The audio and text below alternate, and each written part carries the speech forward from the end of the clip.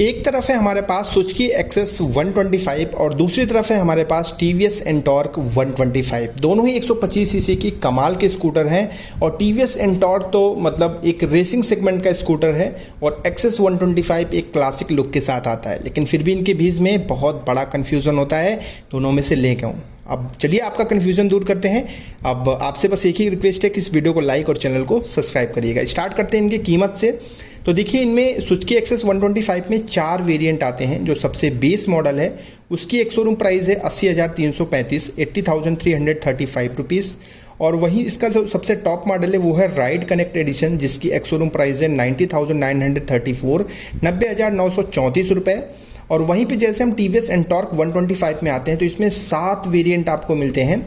जो सबसे base model है वो 84,636 रुपीज़ का है, 84,634 रुपये। और जो सबसे टॉप मॉडल है वो है 1,04,641 रुपये एक्स शोरूम प्राइस, जो कि है एक्सटी मॉडल। लेकिन आज हम कंपैरिजन करेंगे सेम कीमत वाले रेस एडिशन से, जिसकी कीमत है 90,000 रुपये एक्स शोरूम प्राइस। वहीं देखिए, सुजुकी एक्सेस 125 का भी सबसे टॉप मॉडल 90,000 रुपये में आ रहा है। तो ये दोनों वेरिएंट का करते हैं तो मज़ा आएगा। चलिए अब इनका इंजन सबसे पहले देख लेते हैं। सुजुकी एक्सेस 125 का इंजन में मैक्स पावर मिलती है 8.7 PS 8.7 PS की। मैक्स टॉर्क मिलता है 10 यानी कि 10 न्यूटन मीटर का।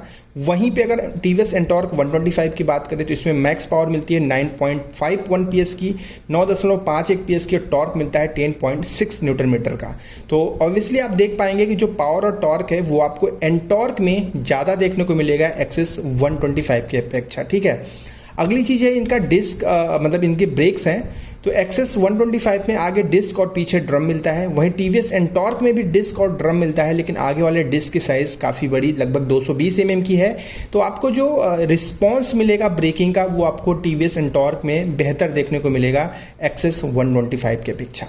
सस्पेंशन सेटअप की मैं बात करूँ तो एक्सेस 125 में आगे टेलीस्कोपिक सस्पेंशन है और पीछे स्विंग आर्म सस्पेंशन है।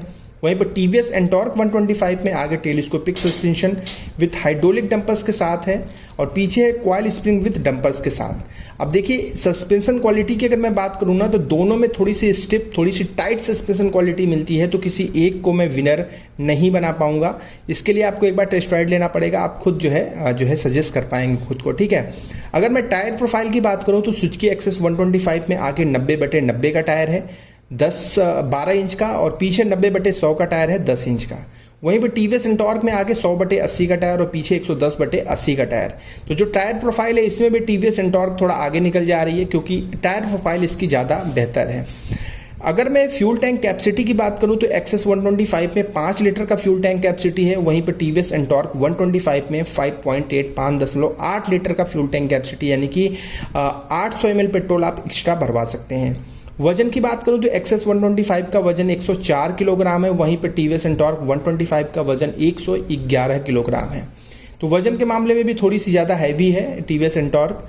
अब ग्राउंड क्लियरेंस जो है एक्सेस का 160 है और वहीं पे एंटॉर्क का 155 है। तो ये बहुत बड़ा डिफरेंस नहीं है, तो इस पर हम फोकस नहीं करेंगे। अब इनके फीचर्स देख लेते हैं। दोनों ही स्कूटर्स में आगे एलईडी हेडलाइट मिलती है। दोनों ही स्कूटर्स में ब्लूटूथ कनेक्टिविटी मिलती है। दोनों ही स्कूटर्स में side stand engine cut off मिलता है। दोनों ही स्कूटर्स में अच्छा खासा सीट के नीचे स्टोरेज मिलता है 20 से 21 लीटर का। दोनों ही स्कूटर में आपको मोबाइल चार्जिंग पोर्ट मिल जाता है और दोनों ही स्कूटर में आपको लगभग सेंट्रल लॉकिंग जैसे सिस्टम मिल जाते हैं।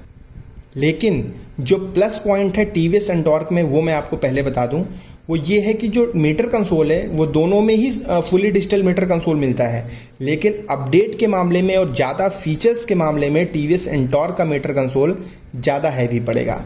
प्लस टीवीएस एंटॉर्क में आपको हैज़र्ड लाइट भी मिलती है, जो कि एक्सेस 125 में नहीं मिलती।